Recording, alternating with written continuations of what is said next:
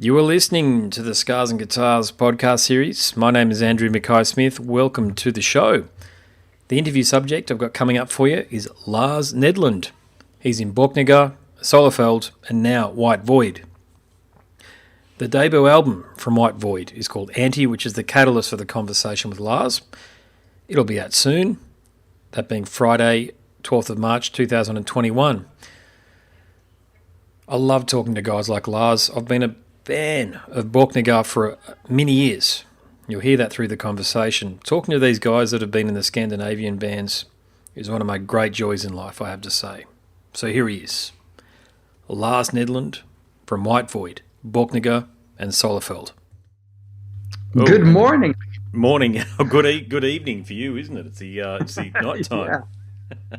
It's 9 o'clock in the evening here. Yes, it's a sprightly 6 a.m., but that's great because I've got two young kids, and the earlier I get up, the better the mornings flow, you see. Yeah, right. Because if I get up too close to 7 a.m., which is when I try to get them up, if I haven't made the lunches, if I haven't taken the cover off the bird, tried to feed the dog, fed the fish, fed the guinea pig, what else have we got? The cat. Yeah. Organised the cat, it doesn't happen. It all grinds to a bloody halt. Yeah, well, I have two kids, but no animals, and we still have crazy mornings, so I can't imagine what you have to go through. What's that? It's that thing, if you've got kids, you get it, then they ask for the pets, the animals, and then they don't look after them. That's okay. You know that's going to happen. We, as my wife and I, we are the ones that actually end up doing everything. And of course. At least things get done that way. But yeah, it just means that the days are probably an hour longer either side of when we'd like it. But, you know, we sign up for those things. Everything's about logistics. I mean, that's what I find. Everything, when you get kid, everything's logistics, you know? You just have to scheme everything and set it up, you know? Yeah. And dealing with tantrums and I don't want to do this and I don't want to do that on top of your own bullshit as well, which people who don't have kids will never understand what that is like. Yeah, true. How's the phone calls been going for the album here? Because I'm a big fan of yours, by the way. I've been following Borknagar for a long time, 25 years or something. Whenever year 1999 or year 2000, whenever I first heard the debut, or not the debut, but your first album with the group, because I used to read Metal Maniacs from the United States religiously, and you guys were their darlings. There was one editor there. Yeah, I remember. Late 90s, they wrote about us all the time. Yeah, why do you think that was? They picked up on a few bands. There was you guys and Arcturus that they truly picked up on and just ran with, and I wouldn't have known about you guys if it wasn't for them. Yeah, I think it had to do with the fact that we were kind of pushing the envelope back then when it came to what black metal was supposed to sound like. And they were sort of they had an extra interest in those bands who were a bit left field.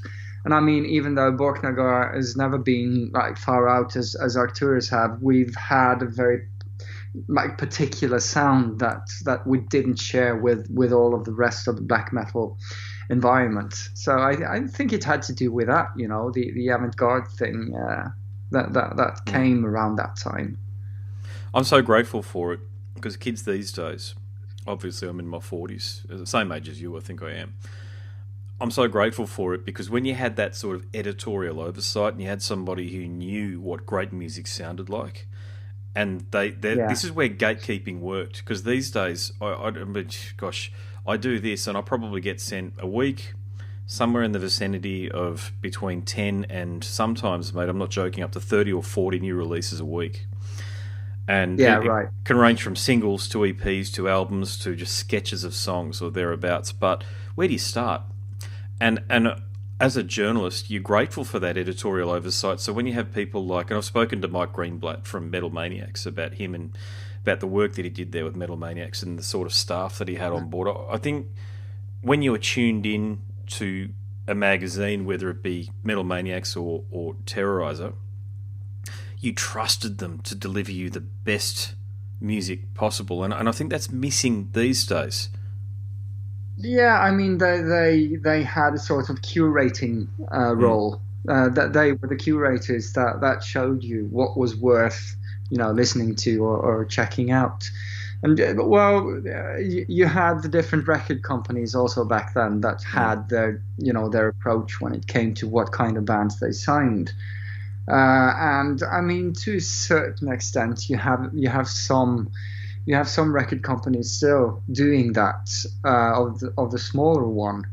But yeah, it's one of the things that happened about the whole, the technology democratizing everything having to do with the creation, distribution of music. The good thing is, or everyone who really wants to create music and really wants to get it out there can do that. And that means sometimes you get gems because of that you wouldn't get in the old system, of the 80s and 90s. The bad thing about that is just the overall noise. It's just too much. There's so much going on, so it's really hard to navigate. And I think I love Anti. By the way, I'm a fan of yours. So listening to Anti, I can hear the progression from when I first started listening to you all those years ago to right now. I've had a few quick scans of it, but then I had a deep dive last night where I sat down with headphones and was able to get into it, and I'm deeply impressed with what you're doing, because for someone like you, you've been at the cutting edge of. I feel as though Scandinavia has brought the world's greatest rock and heavy metal for the past 30, maybe even 35 years or so, and you've been at the cutting edge of that for most of that time. So every time I hear something from you, I know it's going to be quality. I don't have to worry about it. It just depends on the direction you decide to take it in. And I do feel as though you've taken it up a level with White Void. You've taken it into brand new territory that it's not that I wasn't expecting it from you. It's like, wow, I haven't heard this from you before. And I think you've taken some risks, which I love, and I think they've paid off, because the song, my favourite song so far, keep in mind I've only had it for a couple of days, but The Fucking Violence of Love, love it. It's one of my songs of the year so far. It sounds to me, after I've said all of that, as though Anti's the album that you've been threatening, if that's the word I can use, to make for a long time. So is that the case? Yeah, in a way. The funny thing about this whole ordeal is it kind of grew naturally out of stuff I was already doing. The start of everything when it came to this, at least in terms of the actual music, was back in, I think, 2017. I sat down and I had a run through of all the songs I had on my computer that I hadn't really used in any of my bands yet. It's like I write music regularly, and I never write specifically for a band. I just write music, and usually it falls into a category naturally. Oh yeah, this is a Borknagar song, or this is a Solefald song. But I found out I had quite a few songs that didn't really fit into any of those categories. And I also found out that they had a common denominator, these songs, and that was the fact that they had this like 70s approach in the way that I made the riffs. Yes. So that was the start. So I found out, okay, I've got something here. There's clearly something that I want to express. That's not coming out through, the channels that are Borknagar or Solefald. So I kind of started to explore that a bit, and that's when the sort of 80s new wave thing came in here, because when I started, I put together like a skeleton of a song, right, with just the riffs and some simple drum programming to get an idea, of the song as a whole. And I started working with the vocals, the vocal lines, the melodies, and I found out what I'm doing is I'm channeling my inner, I don't know, Simon Le Bon or something. Nice. It was just really clear for me that all of this came from the early era 80s new wave movement, and I grew up with that music. I used to love that, your Eurythmics or New Model Army, or Duran Duran for that matter, Erasure, all of these bands that had, the whole movement, it came from the punk movement, and it was kind of, electrified and popified, but it kept it kept that kind of rebellious attitude, even though it was soft, and it had that longing to it, the feeling of a sort of a melancholic longing, and that went really well, I thought, with the sort of 70s basis, because I had that. It's like one foot in the more or less the occult rock of the 70s, with the Blue Oyster Cult or Coven, and that way of making that kind of eerie 70s hard rock. So everything just grew out of that, and I just sat down and I wrote, and the songs just kept, pouring out of me. It was really easy to write. It felt really natural, and I just made demos of all the songs, and all of a sudden I had enough for a full album. And that's when I gathered the guys, and I sat down and I said, well, I need to do I need to do this properly. I want this to be a proper band. I don't want this to be a project. I don't want this to be a one-off thing. I want to do this properly. And I found all these amazing musicians that came from different backgrounds than I did. I was really, preoccupied with getting people in here that weren't, connected specifically to the black metal environment. They're not black metal musicians trying to play rock and roll. Even Tobias, our drummer, even though he plays with Isham, he doesn't come from metal at all. His bread and butter as a drummer is fusion. So he comes from a completely different place, and that was really nice for what came out of these songs, because they kind of translated my feeble attempt at playing guitar or programming drums that sort of wanted to show what I thought this should be, and they just made pure gold out of things. So yeah. Geez, long answer. Sorry about that. No, it's a great answer, great detail. There's a few key things that I want to talk to you about that you raised there.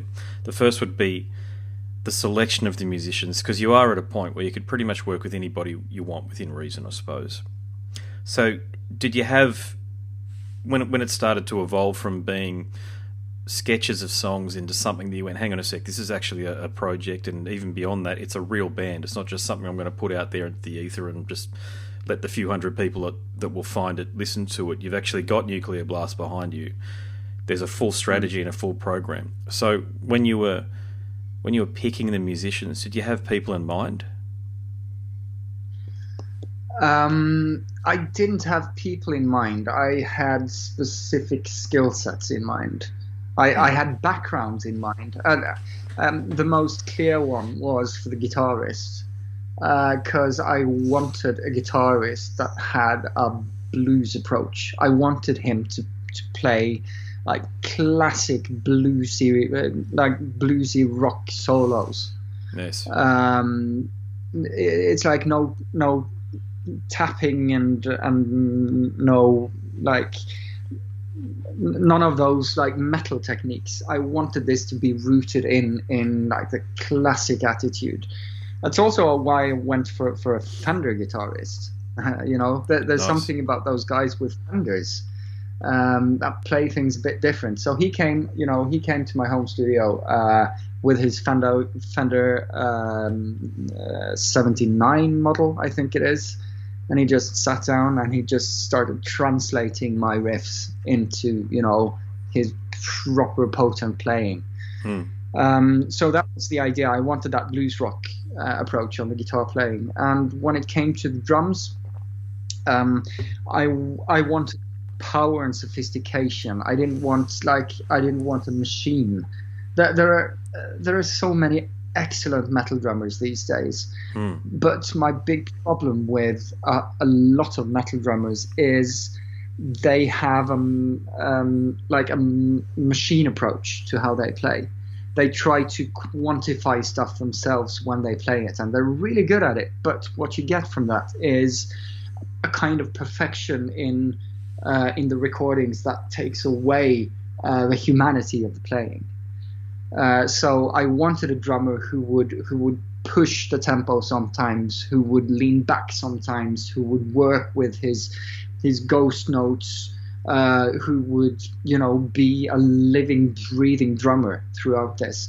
And we took that through the recording as well. There are so much one takes on this album. I think 5 out of 8 songs are one takes on drums. Shit. So okay. We kept everything in there. We kept all the minor, I wouldn't say mistakes, because there are no like mistakes on the album, but you have these pockets that makes you understand that this is an instrument played by a human being, and that was important. So yeah. Would you say that Anti is a concept album? Yes, it kind of is, because I mean everything lyrically is connected to the same basic idea, which is the philosophical direction of absurdism. So yeah, it kind of is. At the same time, the lyrics are written in a way that makes them, they're connected, but it's not a linear story like you would have in many. It's not like an Operation Mindcrime or any of those albums. It's just that they're more loosely connected. I try to write lyrics as a sort of stream of consciousness run through of how the brain reacts to the fact that existence is absurd, and how it falls apart and is put together again in a different way after you realize that as a human being. Mm-hmm. I'm preoccupied with philosophy, and I always love literature as well. So I try to pick the best from both sides and combine that in a lyrical concept that sort of serves both those things. But yeah, there's definitely a concept that all of this is tied down to, even though it's like haphazardly written, you could say. So you mentioned earlier your love of new wave bands, and I'm the same way. And I go even deeper. One of my favourite bands is Level 42, because I'm a bass player. So Mark King is just one of my gods. But beyond that, I love a lot of the prog stuff. And when I was listening with these things, these Apple AirPods, and these are the noise cancelling ones, I'd had on. Have you heard of the band Sky? The prog band Sky. Sky. Yeah, Sky. They played Toccata.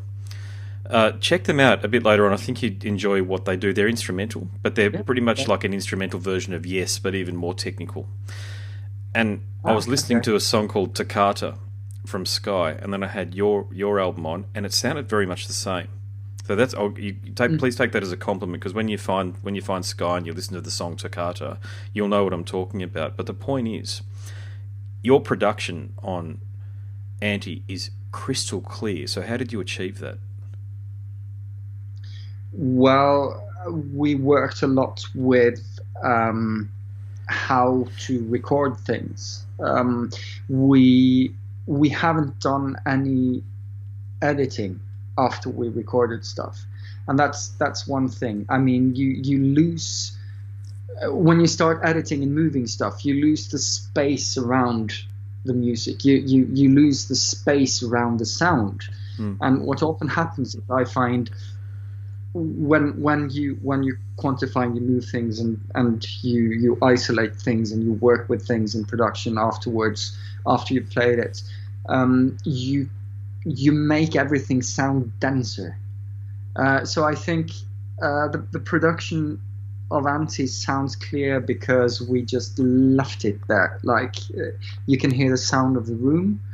And we were really preoccupied with leaving space within the music and within the production, so that you should be able to hear everything, even though there's, sometimes you have a punch, you have the rock and roll punch, but sometimes you just open up everything and you let just the instruments take their place. So I also have to really compliment Øystein, who produced this album. The guitarist of Borknagar. He built his own studio, I guess about 5 or 6 years ago, and when he hasn't been like writing music or touring with us, all he's been doing is sitting in that studio nerding over everything having to do with sound. So he produced White Void together with me. We mixed it, and he has put down a tremendous effort in just fulfilling that vision that I had. I sat down and I talked with him, and I said that I wanted to sound like this. I want it to sound organic. We're gonna record this organically. We don't want to edit it after we recorded it. Can we make sure that we have, the space around the instruments? And he sat down, he experimented, and he worked with it up to the point where it sounded like you hear on the album now. So I'm really glad you think you achieved that. Oh, definitely. Yeah, it's definitely, as I say, with the amount of material that I get sent, it's not a criticism, but it's an observation. Most of the production is, to some of the points that you made earlier, it's so quantized and so compressed, it sounds like an extreme version, just from a sound perspective, of that bloody awful Metallica album from 2008, the Death Magnetic thing. And I turn it off, because as soon as it's compressed, I'm out. I can't do it. Yeah, I have the same thing. That's why we also mastered that. We mastered the album in the same studio, and we did different masters for all different formats. There's a CD master, there's a vinyl master, and there's also a streaming master. We did different masters for streaming, just to try and make sure that all these systems that everyone has, that sort of packages the sound, wouldn't get near and touch our production. So we customized everything out of the specs that we had, so that it shouldn't be tampered with by these weird systems that they have that will compress stuff before it's released. Same thing with YouTube. You're one of the only people that I've spoken to that's doing that, and I cannot understand why that is not happening more often, because they've got different compression ratios, and like, I love vinyl, and I'll probably end up getting this album on vinyl. But the reality is, I'll probably be listening to it most often in the car, which is going through my iPhone, wherever it is, through a god-awful Bluetooth speaker, because I've got an old Jeep which doesn't have an integrated CarPlay system, through the 2006 vintage speakers that I've got in the car. So there's 4 or 5 points of, let's call it, failure that can occur before I'm hearing something, and it inevitably sounds like a wet blanket has been thrown over it. So unless the artist has done the work to begin with to help you on that journey, sometimes you can just switch it off. Well, we know that most people will hear this music on terrible Bluetooth speakers, or in their cars, or at stereo systems that aren't really calibrated and designed to bring the best out of albums. So, we test everything that we do on crappy equipment as well, because it has to work on a crappy mono Bluetooth speaker, that you can buy for $10, But at the same time, we really want to make sure that we do everything we can for those people who actually put in an effort to bring the best out of the sound. And it's like my stereos at home. I don't have the most expensive stereos, but they're okay, but they have enough, fine tuning to allow me to hear the difference between a CD master and a vinyl master. So I can hear how much it has to say that the vinyl was actually mastered for vinyl, and that the CD was actually mastered for CD. And that just pushes me to continue doing these things, even though for most people it doesn't really matter all that much. But to guys like us, it kind of does. Yeah. Yeah. I'll go on a bit of a tangent now, because I'm one of those listeners, those fans, as I alluded to at the beginning of the chat. I feel as though Borknagar's 2001 album, Empiricism, is one of the most essential albums in heavy metal history. So do you get any trolling from old fans, people like myself that have been around a few years, who just want you to stick to that prog blackened style that you pioneered? Not really. Metal fans are mostly educated people. They're smart people, most of them. I would get much more shit for the stuff that I used to do with Solefald back in the late 90s. The crazy avant-garde stuff within the black metal framework. Like doing electronic drum programming and hip hop vocals with black metal in '99. That would get me in trouble. That upset a few people. Yeah, well, I mean, we received death threats after the Neonism album, just straight down death threats because we were fucking up black metal. I think I still have one of them saved somewhere. Anyway, but today, it's not controversial that someone who like works within the black metal environment goes out and does different stuff.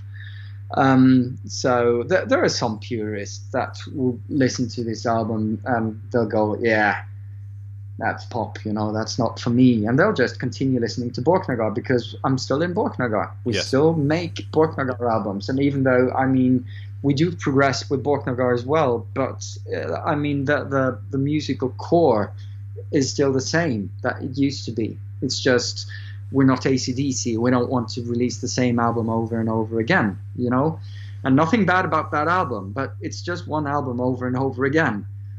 So there's something about trying to progress and trying to build on what you've done and trying to explore new territory, but with that, history in the baggage, so to speak. So yeah, I haven't had a lot of like negative comments when it came to that, but I've had a few comments just with people going, yeah, I think I'll stick with Borknagar, and that's fine. Yeah, I'm going to take another tangent. I've noticed this trend, and it's usually on Twitter, for these idiots to dive into the back catalogue of musicians and to pick up on points that they feel might lean into. They make it up, by the way. None of it's based in any sort of reality. National socialism and all of this sort of bullshit. And I notice it's happening a lot, to the Scandinavian black metal artists. It's some far more so than others. But is that happening to you as well? Are you getting these idiots reach out to you and say, oh, hang on a sec, what did you mean by this? No. And I think that's mostly because you got to be really fucking creative to find anything. A back catalogue. Well, they're just making things up at the moment. That's the problem. Like I was talking to a band from Denmark who was using Roman numerals in their album. We've had no problems with it. Yeah. We've had no problems with that. I don't think I've had a single accusation when it comes to these things.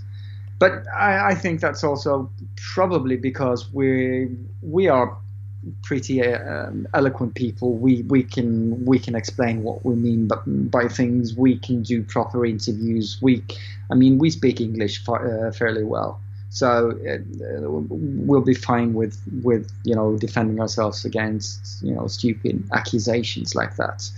But yeah, no, we've not had any problems with that, luckily. So your accent sounds English. So you must be living in the UK. Yeah. I must have spent time in the UK. I studied English, and when you study on university level in Norway, you come to a point where you actually have to pick an accent, and you can choose between American or British accent because one of the subjects is pronunciation.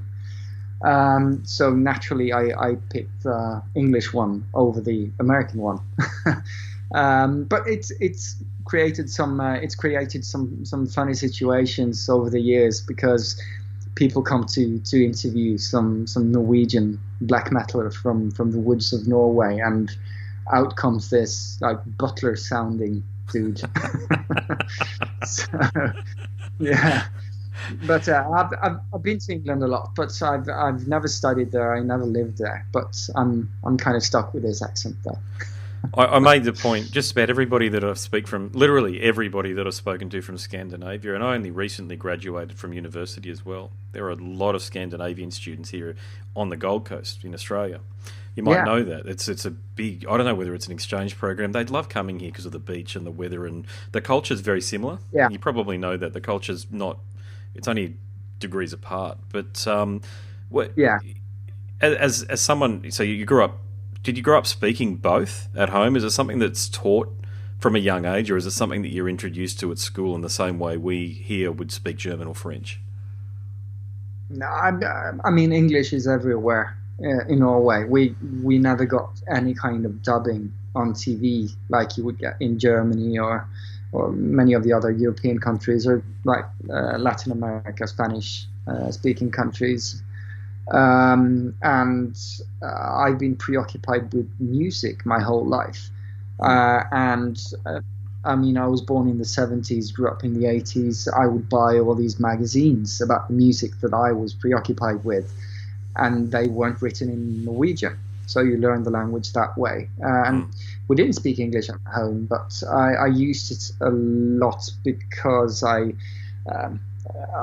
communicated internationally at an early age. Yeah. So, and I also have an interest in languages, I kind of just brought that with me. And I mean, language is musicality in many respects. It has to do with the tone of your voice, and it goes up and down, and I mean, it's not that far from singing. So I also have an interest in that side of languages. So yeah, languages are fun. Yeah, indeed. Yeah, I speak enough French to be dangerous and get myself in trouble, but that's it, because New Caledonia is just a couple of thousand kilometres over this way, you see, which is a French territory. But when I say get myself into trouble, I know how to speak enough so as though somebody thinks that I can speak French, and they just let me have it, and I'm like, I have no idea what you just said. I can pick up words here and there. but it's that's a... Yeah, you go. Yeah, the fun thing about French people, at least French people, people speaking French in France, is they still think that French is a world language, even though it's spoken like 4 different countries in the world now. Yes, agree. Yes. And they will very stubbornly not speak English to you if you try and speak English with them. However, if you start trying to speak French with them, and they understand that you're hopeless at speaking French, then they're okay turning to English. It's a funny, like, psychological mechanism that. Yes, I've experienced that. I know what you're saying. Yeah. That's. I think that's what happened. I went over there as a kid to New Caledonia, and none of the, like, it wasn't that they didn't want to speak English; they couldn't speak English. So I was a kid, and to play with the other kids around the pool and on the beach and all the rest of it, I had to learn how to speak the language. You learn it by osmosis when you're a kid. You're just around it, and they say poisson, which means fish, and this sort of thing, and you just go, okay, and it sticks with you first time quite often, and most of my recollections come from that period. But hey, look, I've got one more question for you, and it's a question that I've asked artists of your stature, established artists. And I tend to either get, it's 2 camps, either get the same response or it's completely different. But COVID, moving forward, and the state of the world for music, it's diabolical, particularly in the US, with some of the states there with their huge lockdowns. But the point that I want to make about us musicians is that you can't ply your trade. And the way a lot of people earn money is by touring. And a lot of venues are closing down. Are you hopeful that for the future, do you think that some thought makers, is that the right word? No, it's not. Do you think some people in a leadership position within our industry have figured out how musicians can actually get by in this post-COVID environment where everything's still in lockdowns in some of these important markets? Yeah, well, to be honest, I don't think so. I think, the system is so established now, and the way that the money streams throughout, everyone having to do and deal with music. It's that I can use an example from Norway. I mean, Norway is a rich country, and we have really good systems of taking care of the citizens when shit hits the fan, like COVID. And they have all these like economic packages to bail out different industries.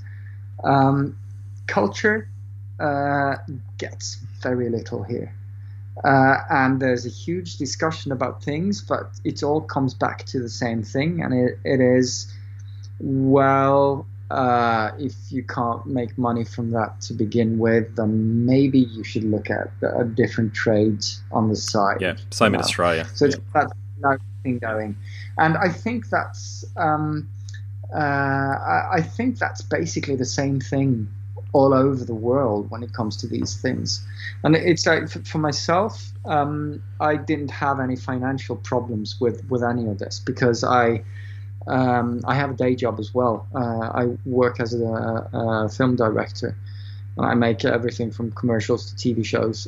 So that kept going throughout the whole pandemic. And I also do strategic work, so I have possibility in all the lockdown periods to work from home. So it's okay for my part. But of course, I mean, with Borknagar, we were supposed to do 60 gigs last year. Didn't do a single one. That's quite a lot of money. So yeah, if we were living from just music, that would have been a huge problem. I don't see an easy solution to any of this. I mean, the biggest problem with all of this is Spotify, to be honest. Yeah. Because you don't make money from streaming. I mean, at all. We had many million streams last year with Borknagar, and we were left with absolute peanuts. So, yes. Yeah. Yeah. God, that's Listen, I'm looking at the time. I actually have another interview that started 6 minutes ago. Sorry. I can talk all day to you, or we can have a chat all day. So thanks for the chat. Have to go, but if you still have some questions that you didn't get an answer to, I'm done with that interview. I guess I'll push that to 10 past 10. That's 10 past 7 your time, I guess. And I have a possibility to come back and do some more questions then, if you want to do that. I'd love to, but I've got to get the kids organised for school. That's why so thank you for doing this one earlier in the night for you, because I couldn't do it. Like, if we had to start now, I would never get the questions in I want to. But look, I'll let you go to the next one. I've been a long time fan, as you can tell, and I'm so grateful for the music you've made over the years. Very much. Really. Yeah.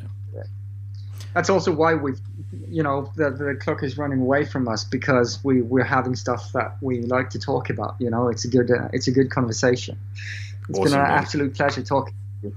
But if you need some more, just contact Arne, and he will set up a new time, or just send some questions by email, and I'll answer them so that you get everything you need. Okay. All right. Can do. All right. Well, thanks very much again, mate. Thanks. Appreciate it. No, thanks a lot. It's a pleasure. Bye. Thanks. Bye. You've been listening to the Scars and Guitars podcast series. My name is Andrew Mackay-Smith. Hope you enjoyed that conversation with Lars Nedland, who was in White Void, Borknagar and Solefald. Thanks for tuning in.